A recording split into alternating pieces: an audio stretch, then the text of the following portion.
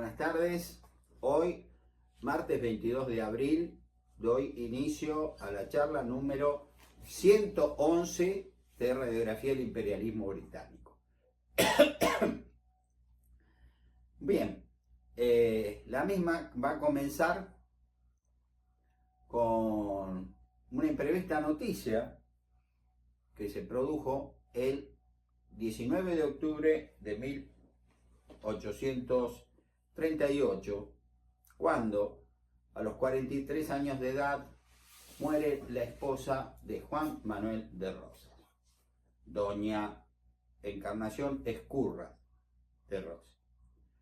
Esta mujer fue muy importante en su vida y especialmente en su llegada por segunda vez al gobierno de la provincia de Buenos Aires, porque manejó los hilos de su esposo, mientras los hilos políticos, ¿no? Mientras estaba realizando la campaña del desierto, allá en las lejanas Pampas del sur, y a través de toda una red que ella fue armando, que fue tejiendo, como digamos, de personas afines a su esposo, con la publicación de un periódico llamado El Restaurador de las Leyes. Bueno, fue realizando todo para provocar la caída del gobernador Juan Ramón González Balcarce. Este hombre, el gobernador, en su momento, luego de los acontecimientos que yo ya les relaté, de octubre de 1833, solicitó al hermano de Juan Manuel de Rosas, al hermano menor, Gervasio Rosas, que fuera a ver a su hermano allá, que estaba a orillas del río Colorado, para tratar de morigerar un poco el tema, como diciéndole de buenas maneras, su esposa me está volviendo loco, así directamente. Esto es, yo no puedo gobernar así.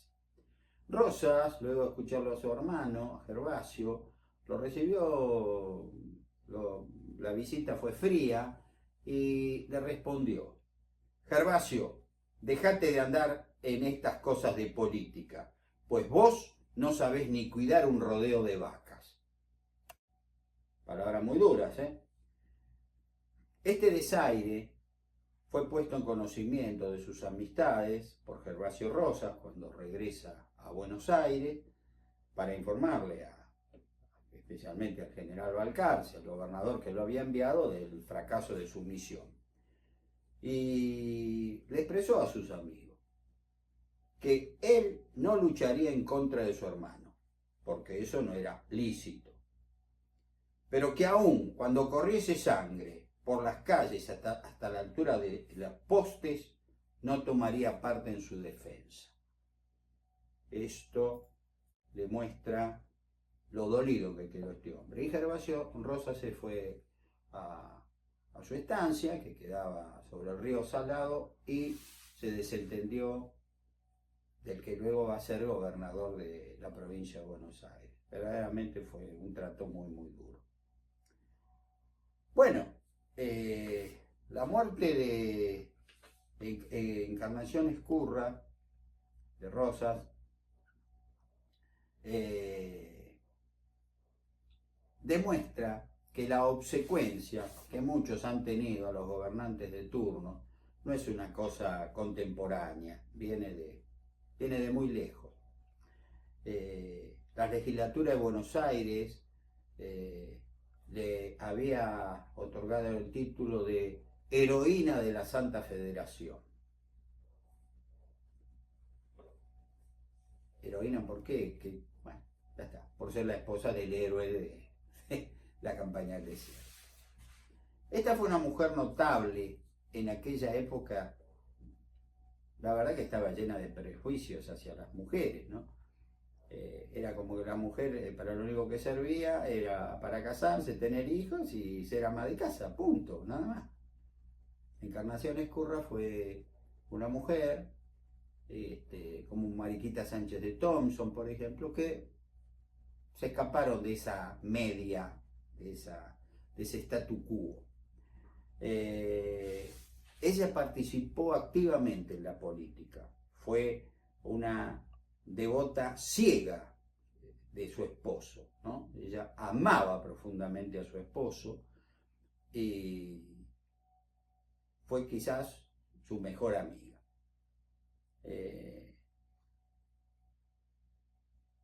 Fue una persona que ejerció el poder cuando Rosas no estaba, y especialmente se contactó y reclutó a muchos de los integrantes de la temible Mazorca, a la cual me voy a referir en varias oportunidades, ¿no? Mientras hable del gobierno de Rosas. Ese nombre tan especial, tan raro, si se me permite la expresión, Mazorca, se debería a dos cuestiones diferentes. Hay dos versiones sobre el tema. Una, porque sus miembros estaban muy unidos, los integrantes de la Mazorca, como los granos de maíz en el marlo, ¿no? En el marlo del choclo, ¿no? Y otra, difundida por sus opositores, era que en realidad la palabra mazorca era más orca, es decir, que era un grupo de contingencia muy despiadado. Cada uno de ustedes saque sus propias conclusiones.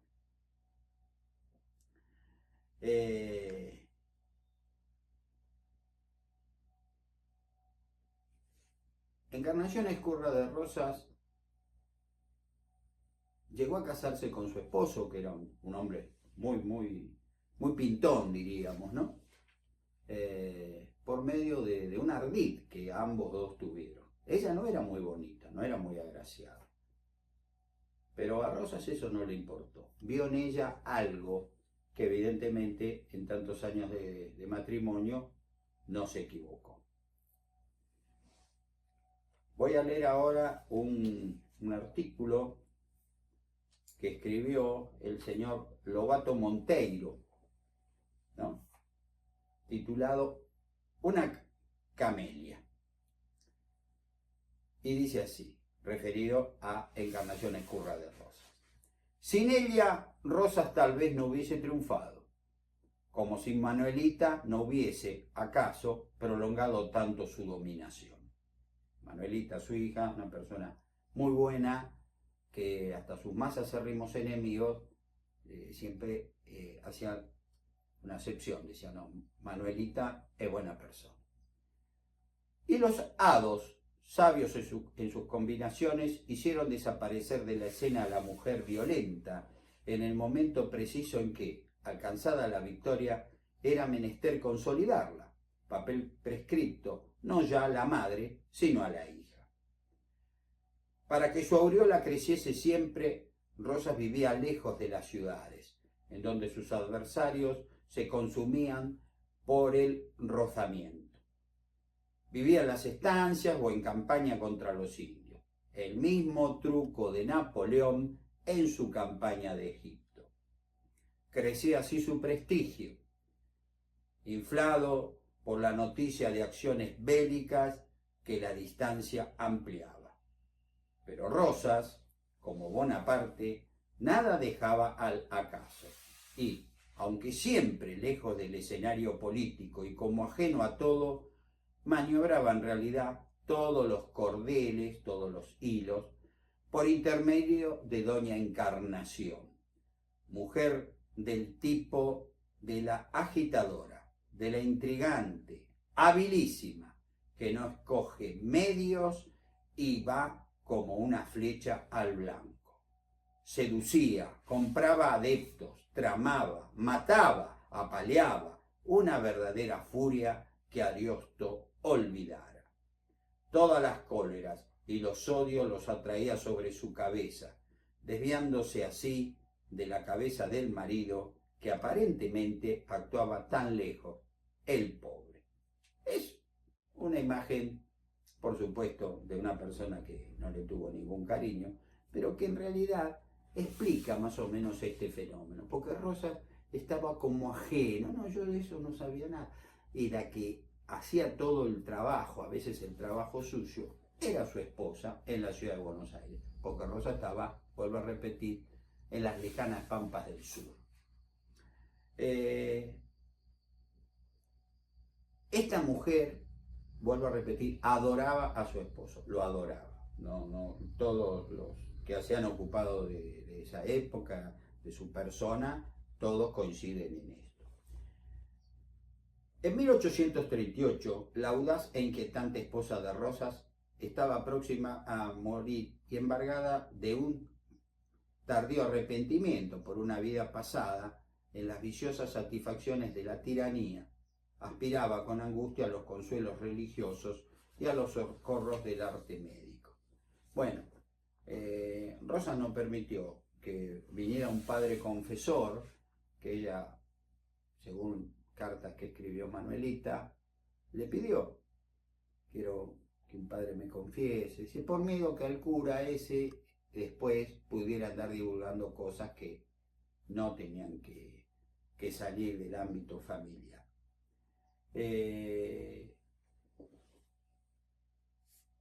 cadáver, cuando ella muere, el cadáver de doña Encarnación Ezcurra de Rosas, expuesta al público, fue saludado con disparos de artillería, iluminado por centenas y centenas de velas, de velones, ¿no es cierto? Y poco menos fue adorado por la población porteña, que por gusto y o por temor desfiló ante él mismo. Se obligó a toda la población de Buenos Aires y gran parte del país a llevar luto por 2 años por su fallecimiento. Y durante ese tiempo los despachos oficiales se adornaban con una gran faja negra.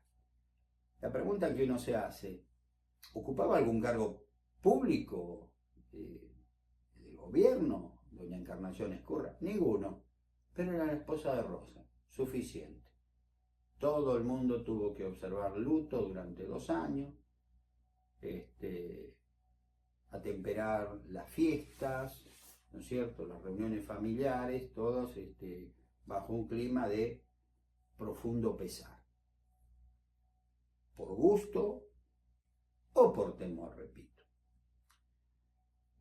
A sus exequias asistieron unas 25.000 personas, es decir, más de la mitad de la ciudad de Buenos Aires. Hoy serían, no sé, varios millones de seres humanos. Fue enterrada en el convento de San Francisco. Los gastos del sepelio corrieron por cuenta de la legislatura de Buenos Aires, que obsecuentemente dijo: no, por favor, bajo ningún concepto, nosotros pagamos todos los gastos del sepelio de la heroína de la Federación. Rosa, les recuerdo, mis amigos, era una persona millonaria, quizás el hombre más rico de la Argentina. O sea, podría tranquilamente haber pagado él mismo, pero no. La legislatura de Buenos Aires se hizo cargo, y yo por eso, analizando uno fríamente en el devenir de la historia, que Rosa fue un gobernante muy especial, que pudo haber sido morigerado sus decisiones si hubiera tenido una legislatura enérgica. Le hubiera dicho: no, brigadier, esto no; señor gobernador, esto tampoco. No. Obsecuentes hasta el fin. Así que bueno, eso es muy malo.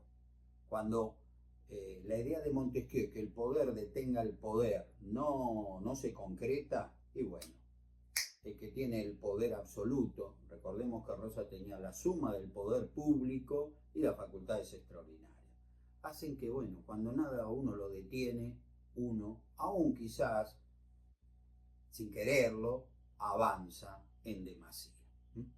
Bueno, Las consecuencias políticas y económicas del bloqueo francés. Ahora voy a tocar este tema.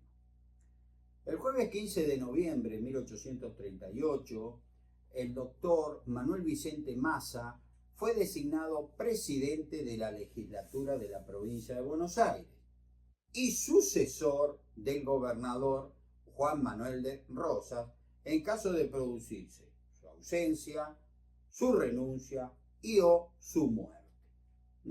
Si Rosas desaparecía por alguno de esos tres motivos, el nuevo gobernador era Massa, ¿no? El doctor Manuel Vicente Massa, hombre de su absoluta confianza y un hombre fiel a la causa rosista. En el mes de diciembre de ese año, agentes franceses y delegados del presidente oriental Fructuoso Rivera, acuérdense, el que había derrocado a Manuel Oribe, ¿no?, firmaron un pacto de alianza, ¿no?, es decir, entre Corrientes, Genaro Berón de Astrada, su gobernador, y Fructuoso Rivera, el presidente del Estado Oriental, un tratado con el objeto de remover del mando de la provincia de Buenos Aires y de toda influencia en los negocios públicos de la Confederación Argentina a la persona de Juan Manuel de Rosas. Una guerra, declararon la guerra. Si bien varios gobernadores fueron invitados a suscribir esa alianza, y estos por lo bajo le daban la razón a Genaro Berón de Estrada, no hicieron nada, ¿no? Es el clásico dicho popular, agarrame que lo mato, ¿no? Pero que el trabajo lo haga otro. Si Genaro Berón de Estrada y Fructuoso Rivera hubieran triunfado, bueno, aplausos varios, homenajes, pero por la duda yo espero los acontecimientos. El no te metas Argentina. Y así, eso fue prudente, porque las fuerzas correntinas van a ser ampliamente derrotadas, muriendo el gobernador Genaro Berón de Estrada, en la batalla de Pago Largo, librada el domingo 31 de marzo de 1839. Al enterarse de esa noticia, bueno, si antes eran muy sumisos, a partir de ese momento los gobernadores, olvídense, eran meros delegados del gobierno central. Es decir, se escribía y se gritaba por todos lados, ¡viva la Santa Federación! Pero en realidad, pocas veces tuvimos un gobierno más unitario en Argentina. Lo que decía Rosas, así se cumplía, nadie chistaba. Él tenía razón, punto. Esto es historia argentina. A fines de 1838, el bloqueo francés mostraba su cara más cruel. El comercio se redujo en una séptima parte. Las entradas aduaneras de 20 millones de papel moneda bajaron a 4 y de 200 millones de pesos oro a tan solo 60 millones. Si bien estas cifras son elocuentes del daño que producía el bloqueo francés, ahora voy a decirles, a contarles unas cifras, unos gráficos comparativos extraídos de un gran trabajo realizado para el centenario de la Revolución de Mayo, el 25 de mayo de 1910, publicado en el diario La Prensa, en una separata fantástica que yo tengo transcripta, que se llama Comercio Exterior de la República Argentina en el primer centenario de su existencia política, antecedentes históricos, ojeada retrospectiva. Un trabajo excelente. Entonces dice, las solicitudes que tenían los productos de la ganadería, la enorme cantidad de vacas semisalvajes que pastaban en las inmensas praderas de nuestro territorio, alimentaban a la industria de los cueros, de la carne salada y del cebo. Establecidos los saladeros en ambas márgenes del Río de la Plata, sobre todo en la parte sur de la provincia de Buenos Aires, no tardaron en lanzar sus productos al mundo de acuerdo con las aspiraciones de aquella época, lo que puede observarse en la siguiente estadística de las primeras operaciones con carácter comercial. Entonces se hace una serie de referencias a las exportaciones en diversos años. En el año 1822 nosotros exportamos 590.372 cueros vacunos. En 1825, poquito antes de comenzar la guerra contra el Imperio de Brasil, esto ascendió a 655.255 cueros.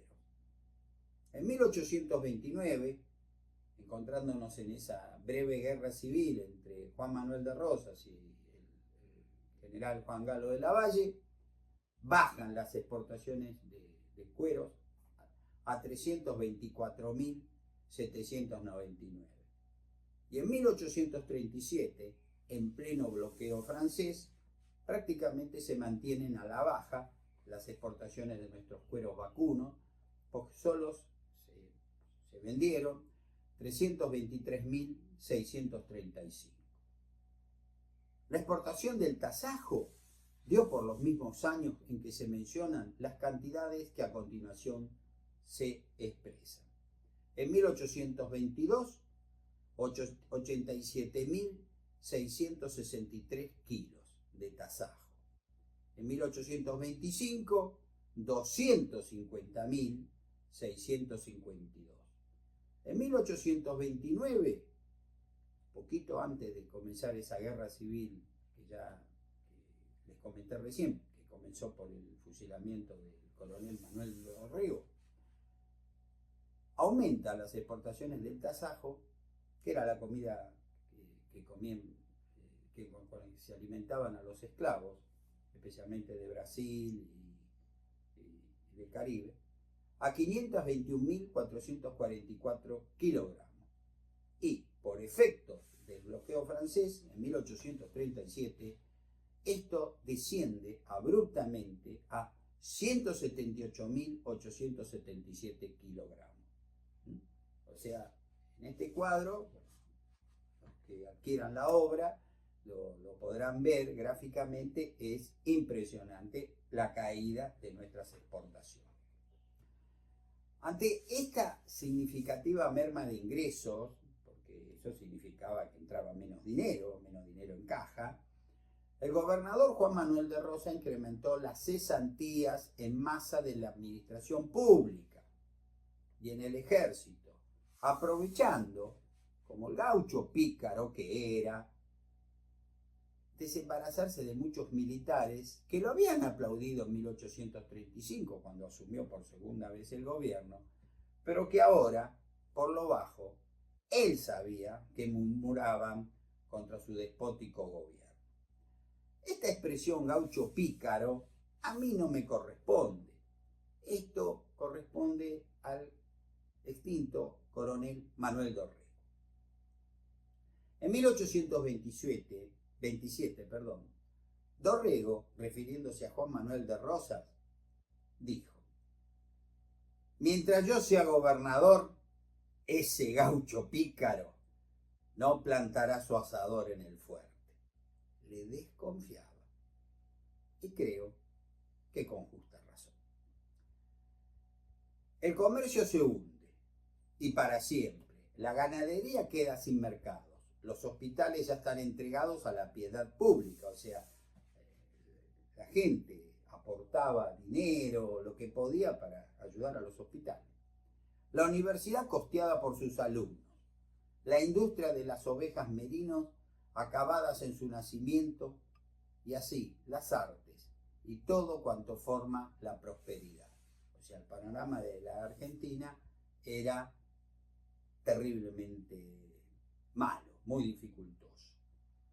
El presupuesto de la universidad sufrió, para citar un ejemplo, una significativa merma, pasando de 35.000 pesos a tan solo 2.900. 35.000, 2.900. Y el de la inspección de escuela pasó de 40.450 pesos a tan solo 2.300.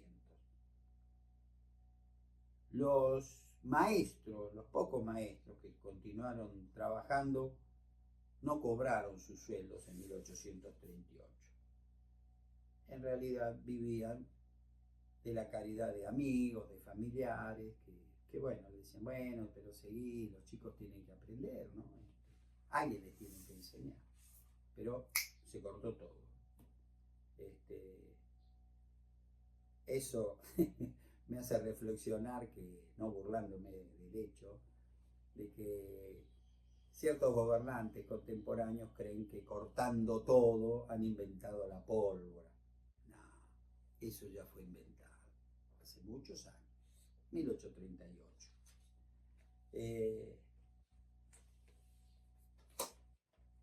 Una increíble nota de color rojo punzó de respaldo a la figura de Juan Manuel de Rosas por parte del obispo de Buenos Aires a fines de ese año. La Iglesia Católica Apostólica Romana, si hay algo que ni en ese momento ni en ningún momento debe hacer, es meterse con la política de un país. La Iglesia Católica tiene una misión pastoral, pero lamentablemente muchos pastores parece que se confunden un poco. Siguiendo con el adoctrinamiento doctrinario iniciado en 1835, el obispo porteño Mariano Medrano, alcaide con su nombre, tomó decidido partido por la figura de Juan Manuel de Rosas y en nota enviada al cura vicario de una ciudad que yo ya les conté cómo la habían rebautizado, Santos Lugares de Rosas, le expresó: nada más justo que el clero conforme sus opiniones con la del superior gobierno. Por tanto, deberá exhortar a sus feligreses a que lleven constantemente la divisa federal que tiene ordenado el superior gobierno. Hágales usted entender igualmente que los hombres deben llevar la divisa de color punzó al lado izquierdo, sobre el corazón, y las mujeres en la cabeza del mismo lado, ¿no? Siempre del lado izquierdo, el lado del corazón. Debiendo también advertírselas que en adelante procuren abolir una moda que han introducido los logistas unitarios de hacer usar a los paisanos la ropa almidonada con agua de añil. El añil es una planta originaria de Europa y de Asia que le da a las telas con que se lavan con el añil un tinte un tanto celeste. Imagínense, eso no, el añil prohibido. De modo que luego queda un color que tira a celeste claro, aclaró el obispo Mariano Medrano, lo que es una completa maldad de los unitarios impíos. Fíjense en qué cosa se metía el vicario de Cristo en la República Argentina. Ante documentos como estos uno verdaderamente siente vergüenza ajena. Hubiera deseado, quien ha escrito, quien les habla, que esta nota de Medrano fuera la mosca blanca, no sé, miren lo que dijo este hombre, bueno, pero fue el único sacerdote. No fue el único, no fue el único. Repito, la verdad me hubiera gustado que Medrano hubiera sido el único sacerdote que hubiera escrito algo como esa nota verdaderamente vergonzosa, encima en la intromisión de asuntos internos de nuestro país.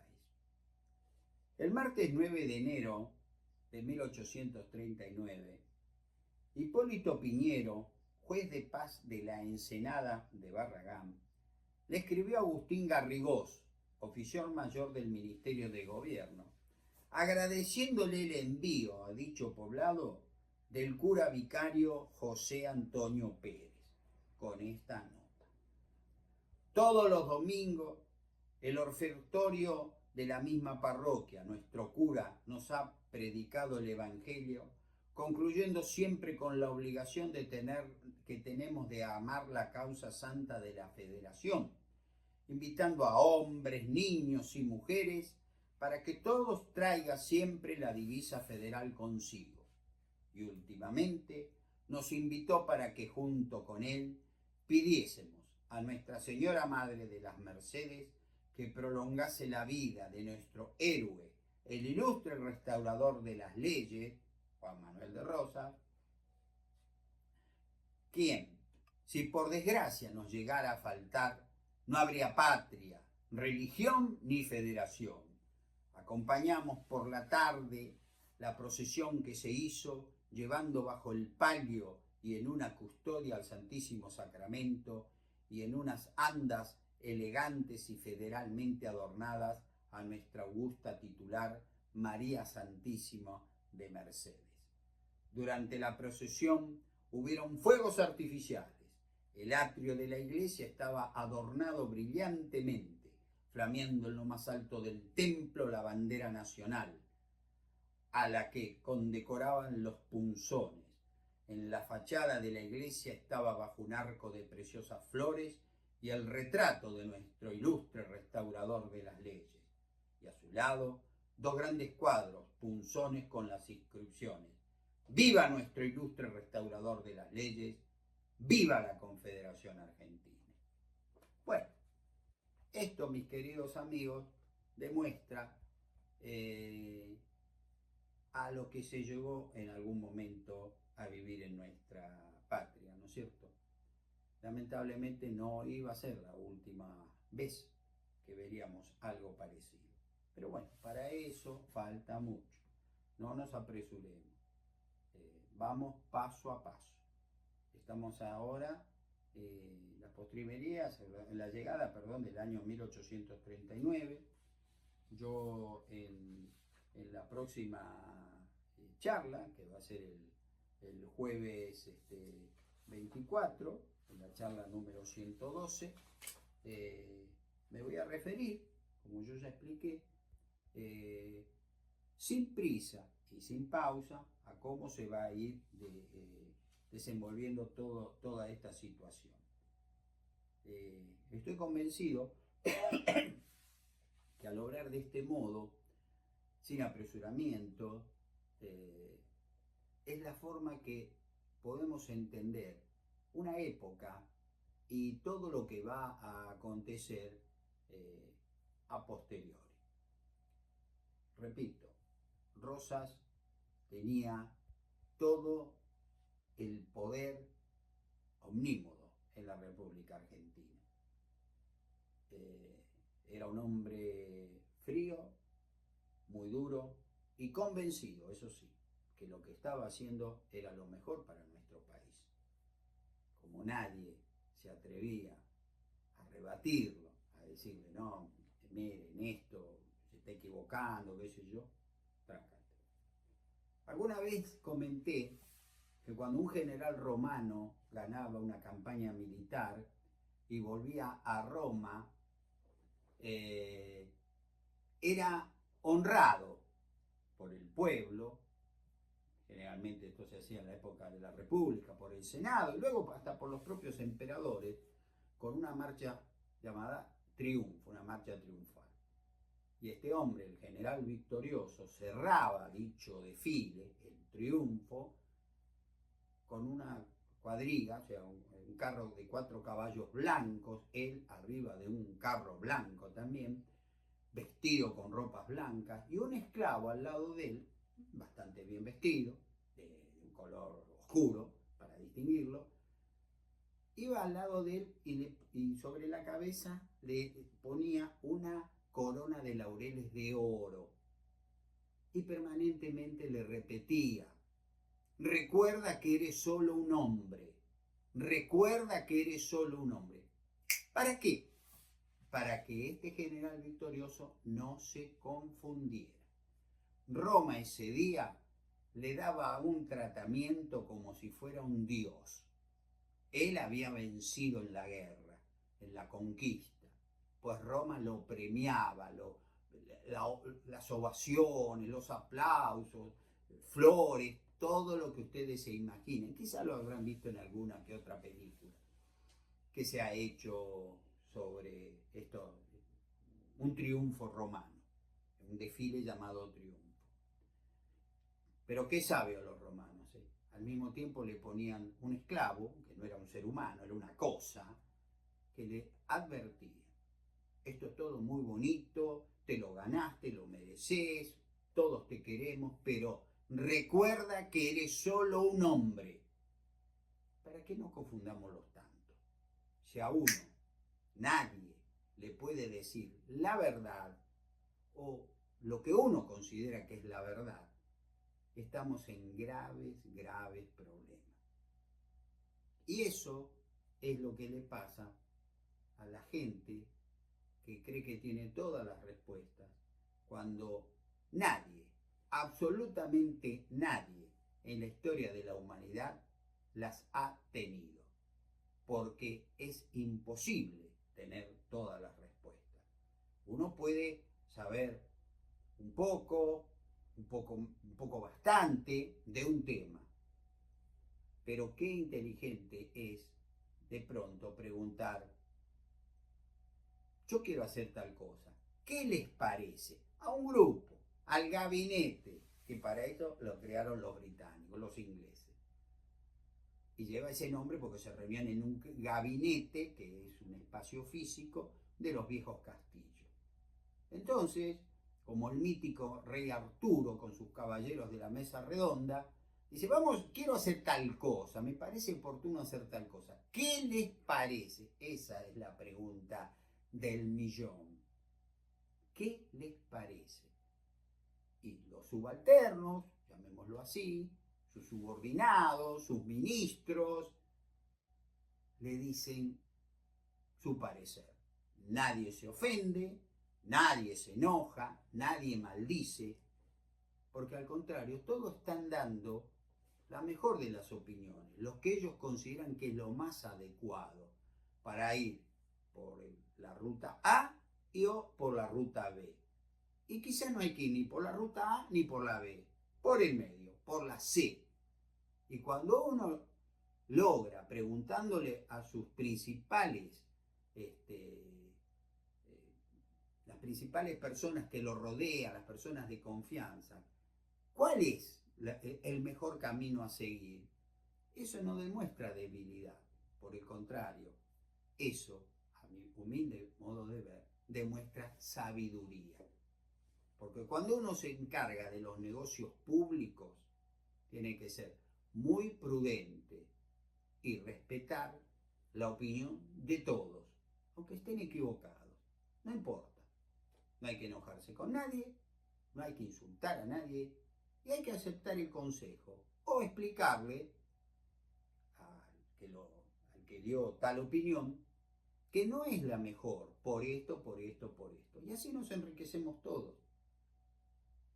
Vuelvo a repetir, cuando uno no tiene una forma, como los romanos inventaron, con ese esclavo que con la corona de oro sobre la cabeza del general victorioso le decía: recuerda que eres solo un hombre, estamos en gravísimos problemas.